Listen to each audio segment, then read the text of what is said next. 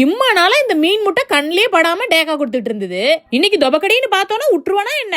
அதான் ஏட்ரா தங்கத்தன்னு சொல்லி மொத்தமா வீட்டுக்கு வாங்கிட்டு வந்தாச்சு. என்ன ஒண்ணு, இது கொஞ்சம் வளவள கொல கொல கேஸ் மாதிரி இருக்குதா, அதனால சுத்தம் பண்ணும் போது மட்டும் கொஞ்சம் சூதானமா இருக்கணும். சின்னதுல இருந்தே மீன் குழம்புல தம்மாந்துண்டு சனைய மட்டும் பார்த்துட்டா அம்மா சந்தோஷமா இருக்கும். இன்னைக்கு தட்டு பூரா சனையா இருக்குது, அதான் மொத்தமா குழம்பே வச்சிடலான்னு முடிவு பண்ணியாச்சு. பெருசா ஒண்ணும் மசாலா கசாலாம் அரைச்செல்லாம் போட போறது கிடையாது. தாளிக்கிறதுக்கு கருவடகத்துல ஆரம்பிச்சு வெங்காயம், தக்காளி, பச்சை மிளகா, கருவேப்பிலை பூராத்தையும் போட்டு வதக்கிட்டு அதோட நம்ம தான் ஸ்டாண்டர்டா ஒரு மசாலா வச்சிருப்போமே, பிடிச்சிருக்கோ பிடிக்கலையோ அது எல்லாத்தையும் இது மேல கொட்டி விட்டுற வேண்டியதான். என்ற நாக்குக்கு எப்பயுமே புளிப்பு கொஞ்சம் தூக்கலா இருந்தா பிடிக்கும், அதான் புளிய கொஞ்சம் பாரபட்சணை இல்லாம சேர்த்து விட்டாச்சு. தேங்காய் பால் மாங்காய் எல்லாம் போட்டதுக்கு அப்புறம் கமகமான ஊடு முழுக்க வாசனை சுத்துது.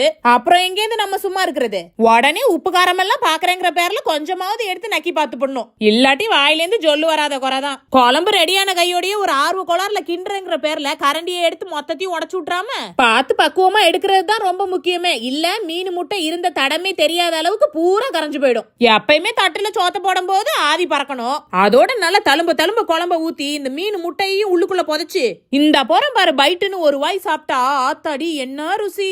இப்படிங்கிறதுக்குள்ள பூரா சாப்பாடும் காலிதான்.